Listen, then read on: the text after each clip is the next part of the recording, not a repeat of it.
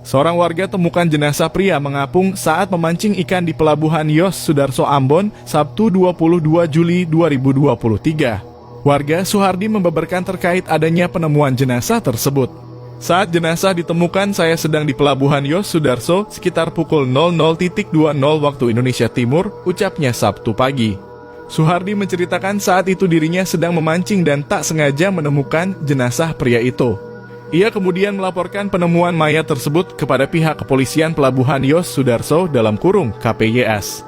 Polisi bersama warga lalu mengevakuasi mayat tersebut untuk proses identifikasi lebih lanjut. Kasih Humas Polda Maluku Ibda Janete S. Luhukai mengatakan mayat tersebut berjenis kelamin laki-laki dan masih remaja. Menurut pihak keluarga, anak itu mengidap penyakit epilepsi sehingga pihak keluarga menolak untuk diotopsi.